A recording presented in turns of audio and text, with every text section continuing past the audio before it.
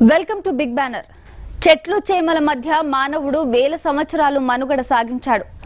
మానవ సంస్కృతి కూడా చెట్ల మధ్య పుట్టి పెరిగింది. ఈ నాగరికత ప్రస్థానంలో వృక్షాలది విశిష్టమైన భూమిక. మనిషి లేకపోయినా వృక్షజాతి జీవిస్తుంది. అదే చెట్టు లేకపోతే మనిషి బతకలేడు. అలాంటి చెట్టును బతికిస్తేనే మనకు బతుకుదెరువు. అందుకే తెలంగాణకు పచ్చలహారం తొడిగించేందుకు రాష్ట్ర ప్రభుత్వం వడివడిగా అడుగులు వేస్తోంది. ప్రకృతి పునరుజ్జీవానికి మహా సంకల్పం చేసిన సర్కార్ రెండో దశ హరితహారాన్ని ఉద్యమ స్ఫూర్తితో ప్రారంభించింది. గ్రీన్ టీ ఇదే వాటి బిగ్ బ్యానర్.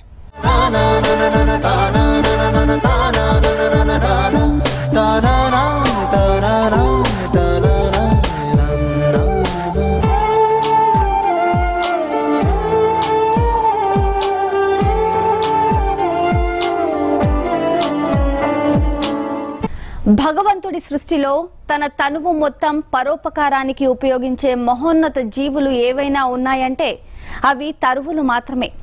వృక్షాలు ప్రజల కోసం ఫలాలు ఇస్తాయి, పూలను ఇస్తాయి, వర్షాలు కురిపిస్తాయి, పర్యావరణాన్ని సమతుల్యం చేస్తాయి. ఈ సృష్టిలో ప్రతి జీవికి చెట్టే ఆయువు పట్టు. అలాంటి చెట్టును ఒట్టేసి మరీ కాపాడుకోవాల్సిందే.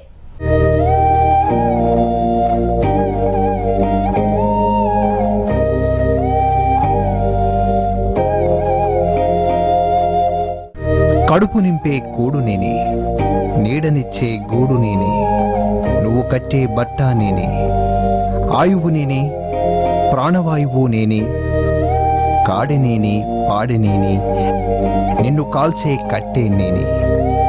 నేను తరువుని, నీ బ్రతుకు తెరువుని. కన్ను విప్పి కాంచరా, ఒక్క మొక్కైనా పెంచరా.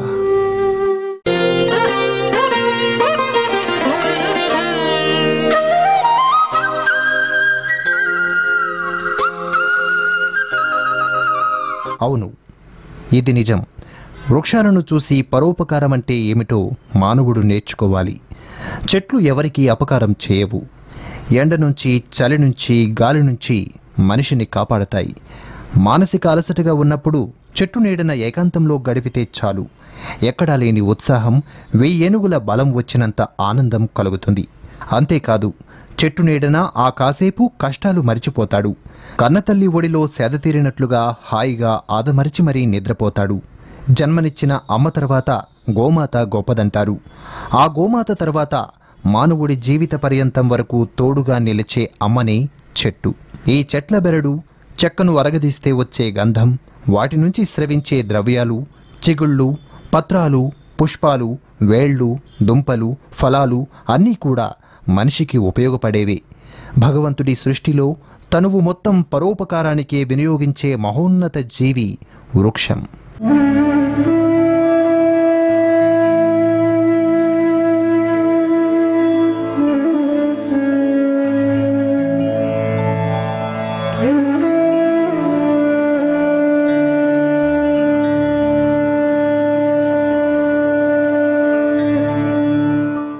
అందుకే భారతీయ ఋషులు ప్రకృతే పరమాత్మ అన్నారు. వనాన్ని దేవతగా భావించడం పూర్వకాలం నుంచి ఉంది. వనలక్ష్మి మానవాళికి వరలక్ష్మి. ఆలయంలో దేవుణ్ణి ప్రతిష్ఠిస్తే అది దేవాలయం. భగవంతుడి ప్రతీకలైన విగ్రహాలకు బదులు చెట్లు ఉంచితే అది దేవారామం. ప్రకృతి పరమాత్మ వేరు కాదు.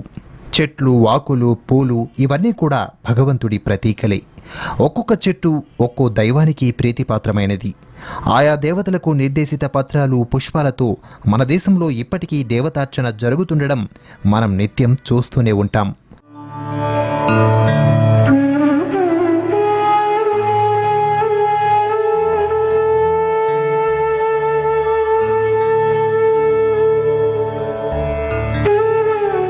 అంతెందుకు, సృష్టి ప్రారంభంలో విష్ణుమూర్తి మర్రి ఆకు మీద పడుకొని పాల సముద్రం మీద తేలియాడినట్లు పురాణ వర్ణనలు ఉన్నాయి. అందుకే వటపత్ర సాయి అన్నారు. రావి చెట్టు త్రిమూర్తులకు ఆవాసమంటారు. విష్ణువు చేతిలో నిత్యం పద్మం ఉంటుంది. లక్ష్మీదేవి పద్మాసనం పైన కూర్చుని ఉంటుంది. ఈశ్వరుడెప్పుడూ బిల్వపత్రాల్లో మునిగి ఉంటాడు. సూర్యుని చూస్తేనే పద్మాలు వికసిస్తాయి. విష్ణువుకు తులసి అంటే ప్రాణం. సిద్ధార్థుడు బుద్ధుడైంది రావి చెట్టు కిందనే. అందుకే బోధి వృక్షం అన్నారు.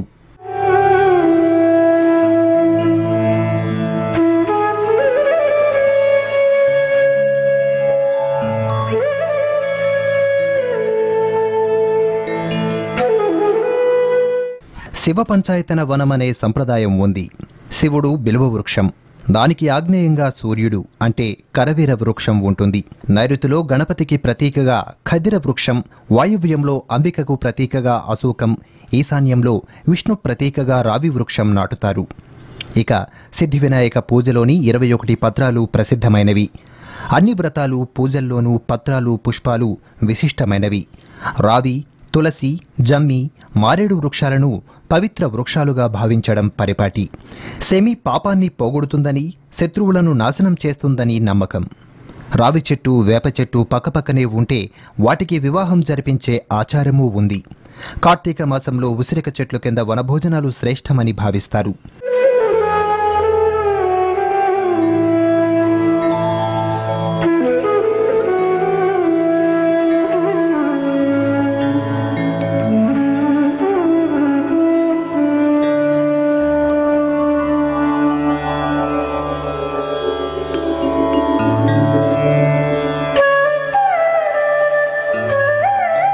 అందమైన ప్రకృతి వనాలు భారతీయులకు కొత్త కాదు. మన ఇతిహాస పురాణాల్లో దివ్య వనాల ప్రస్తావన ఉంది. రామాయణంలో పంచవటి, అశోకవనం, మధువనం, దండకారణ్యం కనిపిస్తాయి.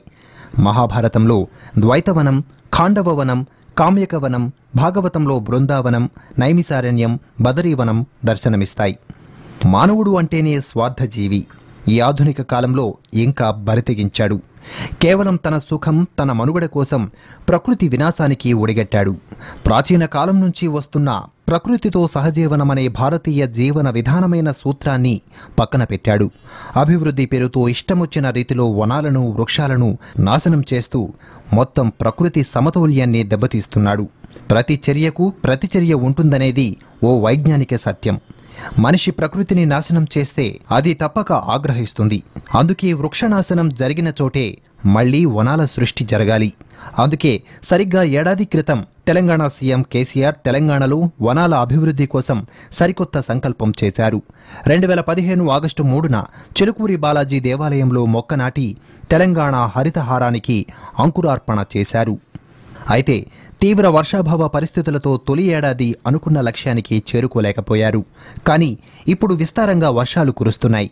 ప్రకృతికి పచ్చతోరణం అద్దడానికి ఇదే సరైన సమయం. అందుకే 2వ విడత కార్యక్రమాన్ని పెద్ద ఎత్తున ప్రారంభించారు CM KCR.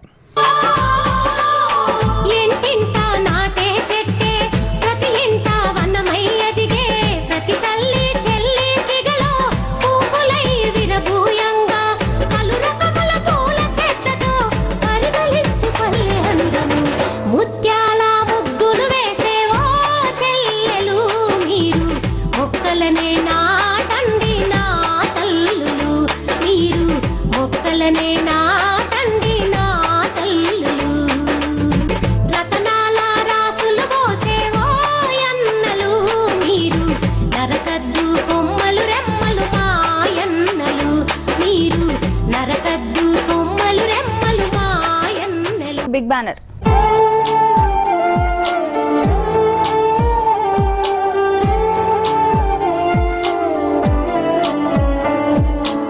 Telangana CM KCR trend follow కారు. ఆయన ట్రెండ్ సెట్ చేస్తారు. ఏ స్కీమ్ అయినా ఆయన స్టైలే వేరు. మిషన్ కాకతీయ, మిషన్ భగీరథ, ఇలా దేనికదే డిఫరెంట్. అదే కోవలో ఏడాది క్రితం హరితహారం కార్యక్రమానికి అంకురార్పణ చేశారు. అయితే తీవ్ర వర్షాభావ పరిస్థితులతో తొలి ఏడాది అనుకున్న లక్ష్యం నెరవేరలేదు. ఇప్పుడు వర్షాలు బాగా కురుస్తున్నాయి. ఈ సీజన్ ఆశాజనకంగా కనబడుతోంది. అందుకే 2వ విడత హరితహారం కార్యక్రమాన్ని పెద్ద ఎత్తున చేపట్టారు సీఎం కేసీఆర్.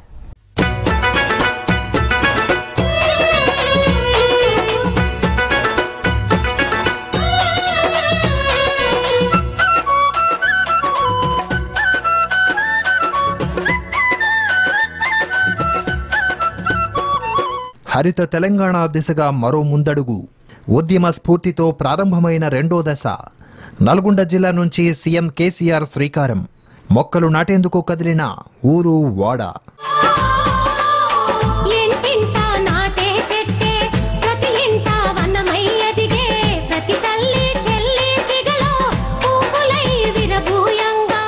హరిత తెలంగాణ దిశగా మరో అడుగు పడింది. రాష్ట్ర వ్యాప్తంగా హరితహారం కార్యక్రమం ఉద్యమంలా మొదలైంది. రెండో దశలో భారీ ఎత్తున మొక్కలు నాటే కార్యక్రమానికి సీఎం కేసీఆర్ శ్రీకారం చుట్టారు. నల్గొండ జిల్లా చౌటుప్పల్ మార్కెట్ యార్డులో మొక్కను నాటారు. 1,00,000 మందితో ఒకే సమయంలో 1,25,000 మొక్కలు నాటడం సాహసమన్నారు సీఎం కేసీఆర్. ఒక్క మొక్క పెరగలేదనే మాట రాకుండా మొక్కలు బతికించాలని కోరారు. నల్గొండ జిల్లాలో అతి తక్కువగా 5.8% విస్తీర్ణంలో మాత్రమే అడవులు ఉన్నాయని, అందుకే రెండో దశ హరితహారం కార్యక్రమాన్ని ఇక్కడి నుంచే ప్రారంభిస్తున్నట్లు చెప్పారు. నల్గొండ జిల్లాలో విస్తృతంగా చెట్లు నాటి అగ్రస్థానంలో నిలపాలని కోరారు. కరువులు వస్తా ఉన్నాయి, భయపడకండి. ఈ సంవత్సరం మంచి వర్షాలు పడతాయి, కానీ రాగూడని కరువులు వచ్చి పడతా ఉన్నాయి. ఏ కారణం వల్ల? ఎందువల్ల? పర్యావరణ సమతుల్యం దెబ్బతినడం వల్ల, విచక్షణ రహితంగా అడ్డగోలుగా వనాలు నాశనం చేయడం వల్ల, అడవులను నరికివేయడం వల్ల మొత్తం రాష్ట్రం, దేశం అంతా కూడా ఈరోజు బాధపడతా ఉన్నాం. అంటే ఆ తప్పు చేసింది కూడా మనమే. నల్లగొండ జిల్లాలో వానలు పడనంటే అమెరికా నుంచి వాళ్ళు రారు, రష్యా నుంచి వాళ్ళు రారు, పక్క జిల్లా నుంచి కూడా వాళ్ళు రారు.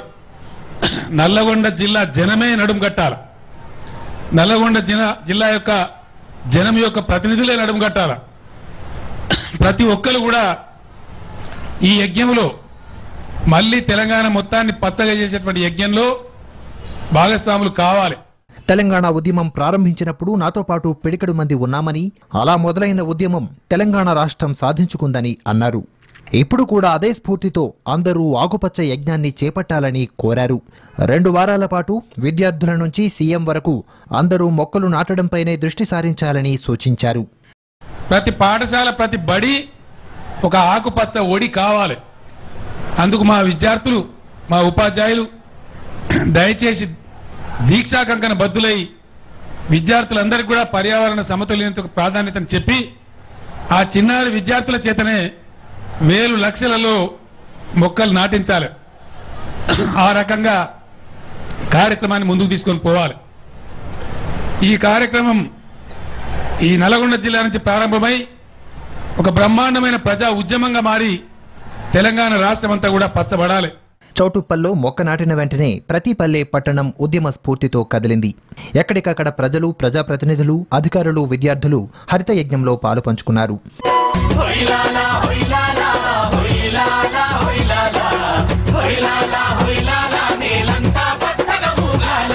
తెలంగాణలో హరితహారం అనే పండగ రానే వచ్చిందో. ముఖ్యంగా హైదరాబాద్ విజయవాడ జాతీయ రహదారిపై తెలంగాణ సరిహద్దుల వరకు 163 కిలోమీటర్ల మేర ఒకే రోజు 2 గంటల వ్యవధిలో 1,00,000 మంది 1,50,000 మొక్కలు నాటారు. రామోజీ ఫిలిం సిటీకి సమీపంలోని అబ్దుల్లాపూర్ మెట్ నుంచి మొదలుపెట్టి నల్గొండ జిల్లా కోదడ మండలం నల్లబండగూడెం వరకు మొక్కలు నాటారు.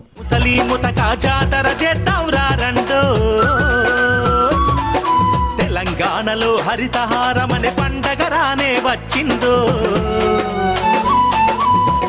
ఇక హైదరాబాద్ మహానగరంలో హరితహారం కార్యక్రమంలో భాగంగా ప్రజలు పెద్ద ఎత్తున పాల్గొన్నారు. విద్యార్థులు, ప్రజాప్రతినిధులు, అధికారులు ఎక్కడికక్కడ మొక్కలు నాటారు. సైబరాబాద్ కమిషనరేట్లో జరిగిన హరితహారం కార్యక్రమంలో మంత్రి కేటీఆర్ మొక్కలు నాటారు. హరితహారం కార్యక్రమం ఒక్క ప్రభుత్వానిదే కాదని, ప్రజలందరిదని అన్నారు. మన ప్రజలకు, భవిష్యత్తుకి అందరికీ కూడా మంచి చేసే ఒక ఆలోచన కింద కూడా చేస్తా ఉన్నాము. ఇదివరకే మీకు తెలుసు, ఇంకుడు గుంతలుంటేనే ఇంటి పర్మిషన్ ఇస్తామన్న నిబంధన పెట్టాం. దీన్ని కూడా యాడ్ చేసి తప్పకుండా మరి ఒక మ్యాండేటరీ ప్రాక్టీస్ కింద, ఒక సామాజిక బాధ్యత కింద, ఎందుకంటే మనం ఎప్పటికప్పుడు ఈ మధ్యన తరచుగా వింటున్న మాట సిఎస్ఆర్, కార్పొరేట్ సోషల్ రెస్పాన్సిబిలిటీ. కానీ మనం మర్చిపోకూడని అంశం ఏంటంటే కార్పొరేట్లకు మాత్రమే సోషల్ రెస్పాన్సిబిలిటీ లేదు, వ్యక్తులుగా మనకు కూడా ఉంది.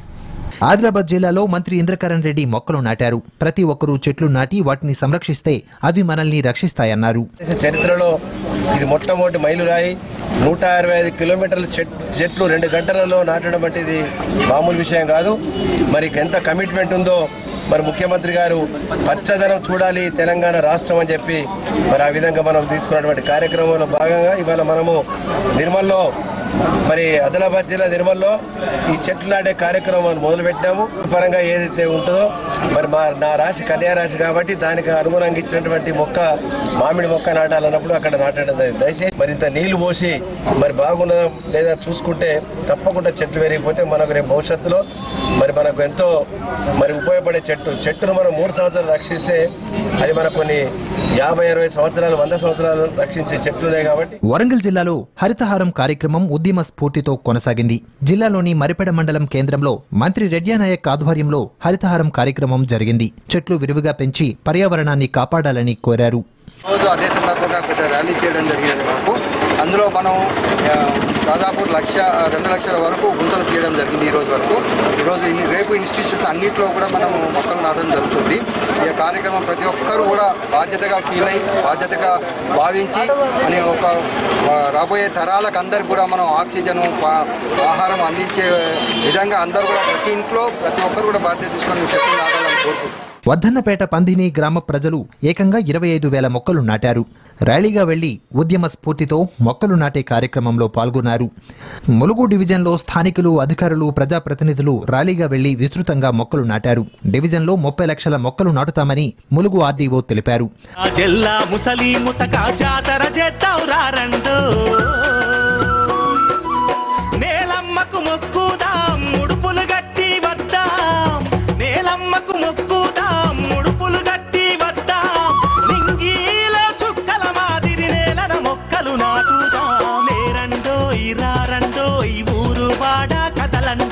చిన్న పెద్ద తేడా లేదు, అందరూ ఒకటై రారండోయ్, లేరండోయ్ రారండో.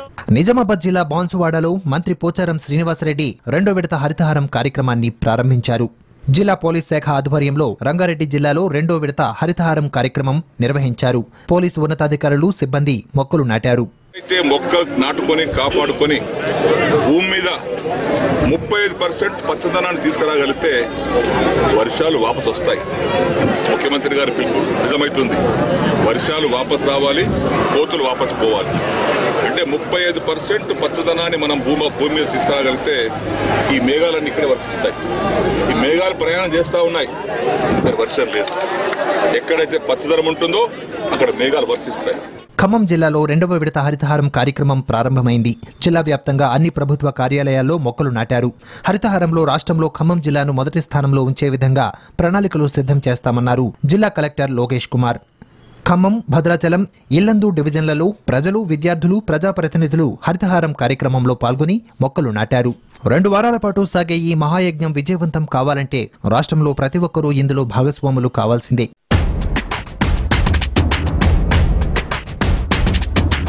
ముఖ్యమంత్రి స్వయంగా పర్యవేక్షిస్తుండటంతో 25 ప్రభుత్వ శాఖల అధికారులు హరితహారంపై పూర్తి స్థాయిలో దృష్టి కేంద్రీకరించారు. వారి శాఖల్లో 100% ఇది విజయవంతం అయ్యేలా కృషి చేస్తున్నారు. ఇందులో విద్యార్థులను ప్రధానంగా భాగస్వాముల్ని చేస్తున్నారు. ఈ 2 వారాల్లో ప్రభుత్వ, ప్రైవేట్ సంస్థల విద్యార్థులు వారి విద్యా సంస్థల ఆవరణలతో పాటు స్థానిక మండలాధికారులు ఎంపిక చేసిన ప్రాంతాల్లోనూ మొక్కలు నాటుతారు. ప్రభుత్వ, ప్రైవేటు ఉద్యోగులు వారి కార్యాలయాల ఆవరణల్లో మొక్కలు నాటుతారు. ఇదంతా ఉన్నతాధికారుల పర్యవేక్షణలో జరుగుతుంది.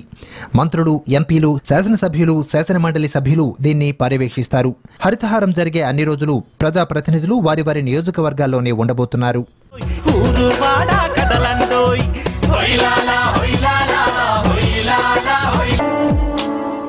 హరితహారం ఓ మహాయజ్ఞం.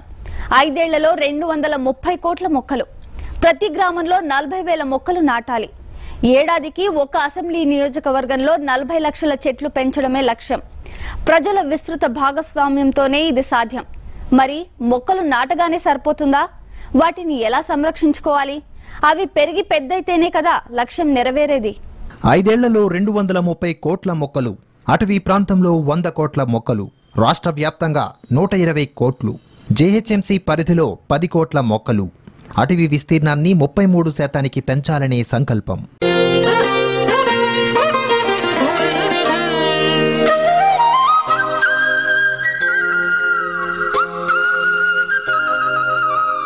పచ్చదనంతోనే ఏ రాష్ట్రమైనా సుభిక్షంగా ఉంటుంది. పచ్చదనంతోనే వాతావరణ సమతుల్యత సాధ్యమవుతుంది. అందుకే తెలంగాణ ప్రభుత్వం హరిత యజ్ఞాన్ని చేపట్టింది. అన్ని వర్గాల ప్రజలను భాగస్వామ్యంతో ప్రజా ఉద్యమంగా ఈ కార్యక్రమాన్ని నిర్వహిస్తోంది. రాష్ట్ర విభజన తరువాత అధికారం చేపట్టిన టీఆర్ఎస్ ప్రభుత్వం పర్యావరణంపై దృష్టి సారించింది. 1990 వరకు తెలంగాణలో అటవీ విస్తీర్ణం జాతీయ సగటు కంటే ఎక్కువగా ఉండేది. పట్టణీకరణ, పారిశ్రామికీకరణల కారణంగా క్రమంగా ఇక్కడ అటవీ విస్తీర్ణం క్షీణించడం మొదలైంది. దాని ప్రభావం వాతావరణ మార్పుల్లో కనిపిస్తుండటంతో వెంటనే దీన్ని చక్కదిద్దాలని ప్రభుత్వం నిర్ణయించింది.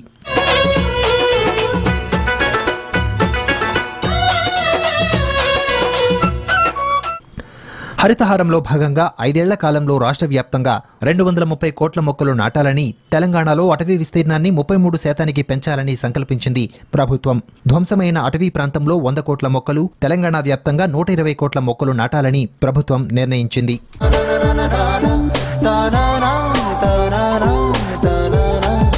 ఇక రాష్ట్ర రాజధాని హైదరాబాద్లో మొత్తం 10 కోట్ల మొక్కలు నాటాలని లక్ష్యంగా పెట్టుకున్నారు. ఇందులో భాగంగా ఈ నెల 11న ఒకే రోజు 25 లక్షల మొక్కలు నాటబోతున్నారు. ఇందుకోసం జీహెచ్ఎంసీ ప్రత్యేక ఏర్పాట్లు చేస్తోంది.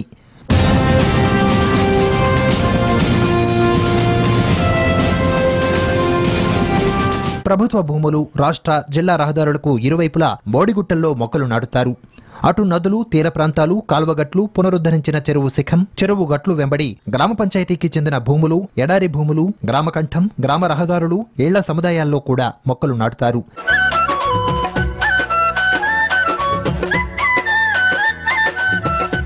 అంతేకాదు విద్యాలయాలు, వసతి గృహాలు, అంగన్వాడీ కేంద్రాల్లోనూ, ఇంకా బస్ షెల్టర్లు, బస్ డిపోలు, అన్ని ప్రభుత్వ కార్యాలయాలు, జైళ్లు, పోలీస్ స్టేషన్లు, దేవాలయాలు, చర్చీలు, మసీదులు, గురుద్వారాలు, పారిశ్రామిక వాడల్లోనూ మొక్కలు నాటుతారు. ఈ మొక్కలు నాటే బాధ్యతల్ని కూడా ఆయా సంబంధిత శాఖలకే అప్పగించారు. హరితహారం కార్యక్రమాన్ని చిలుకూరు బాలాజీ సాక్షిగా గత ఏడాది ఆగస్టు 3న అంకురార్పణ చేశారు సీఎం కేసీఆర్. తొలి ఏడాది 40 కోట్ల మొక్కలు నాటాలని భావించినప్పటికీ తీవ్ర వర్షాభావం కారణంగా 16 కోట్ల మొక్కలు మాత్రమే నాటగలిగారు. ఈ ఏడాది వర్షాలు ఆశాజనకంగా ఉండడంతో ముందుగా నిర్దేశించినట్లే 46 కోట్ల మొక్కలు నాటాలనే కృతనిశ్చయంతో ఉంది ప్రభుత్వం. ఒకే సీజన్లో 46 కోట్ల మొక్కలు నాటాలంటే మామూలు విషయం కాదు. ఇందుకోసం ప్రభుత్వం ఎంతో ముందు చూపుతో రాష్ట్ర వ్యాప్తంగా 4213 నర్సరీలను సిద్ధం చేసింది. దాదాపు సంవత్సర కాలంగా ఈ నర్సరీలకు అవసరమైన విత్తనాలు, వాటిని నాటేందుకు ప్లాస్టిక్ సంచులు, నీటి సదుపాయం వంటి వాటిని కల్పిస్తోంది. దీనిని అటవీ శాఖ పర్యవేక్షిస్తోంది. ప్రభుత్వం కృషి ఫలించి ఈ నర్సరీలు ఇప్పుడు మొక్కలు ఉత్పత్తి చేసే కర్మాగారాలుగా మారాయి. ఇప్పుడు రాష్ట్రంలో ఇంచుమించు ప్రతి 2 గ్రామాలకు ఒక నర్సరీ చొప్పున ఉందంటే పరిస్థితిని అర్థం చేసుకోవచ్చు. వీటిలో 197 రకాల మొక్కల్ని పెంచుతున్నారు. రోడ్ల పక్కన మొక్కలు నాటాలంటే ప్రజలు ముందుకు వచ్చేందుకు ఆలోచిస్తారు. కానీ వారికి ఉపయోగపడే పూలు, పండ్లు, ఔషధ మొక్కలు ఇస్తామంటే వారి ఇళ్ల చుట్టూ, పొలం గట్ల మీద కూడా నాటుకునేందుకు ఆసక్తి చూపుతారు. దీన్ని గమనించే ప్రభుత్వం ఈసారి ప్రత్యేకంగా ప్రజలు కోరిన విధంగా పూలు, పండ్లు, ఔషధ మొక్కలు అందించేందుకు ఏర్పాట్లు చేసింది.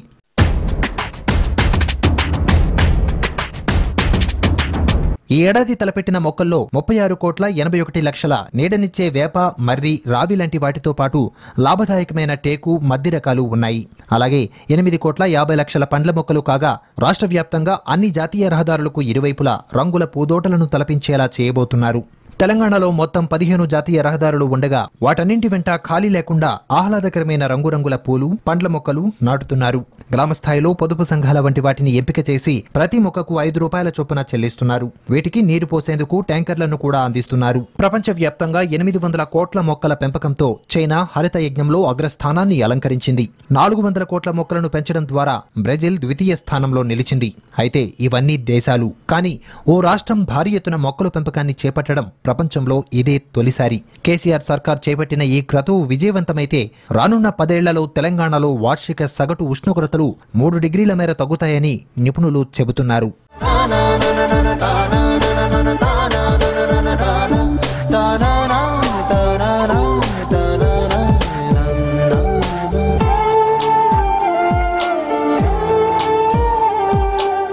వానలు వాపస్ రావాలి, కోతులు వాపస్ పోవాలి. తెలంగాణ సీఎం కేసీఆర్ తరచూ చెప్పే మాట ఇది. ఆ మాట సాకారం కావాలంటే అడవులు పునరుజ్జీవం పొందాలి, వర్షాలు సమృద్ధిగా కురవాలి, అకాల వర్షాలు ఆగిపోవాలి. అలా జరగాలంటే హరితహారం విజయవంతం కావాలి. అలా కావాలంటే నాటిన ప్రతి మొక్క చెట్టవ్వాలి, ప్రతి మొక్క సంరక్షించబడాలి. ఇది ఒక ప్రభుత్వం బాధ్యత మాత్రమే కాదు, ప్రజలందరి బాధ్యత. ఇది వాటి బిగ్ బ్యానర్. రేపు మరో అంశంతో మళ్ళీ కలుద్దాం. చూస్తూనే ఉండండి భారత్ టుడే, భారతీయుల హృదయ స్పందన.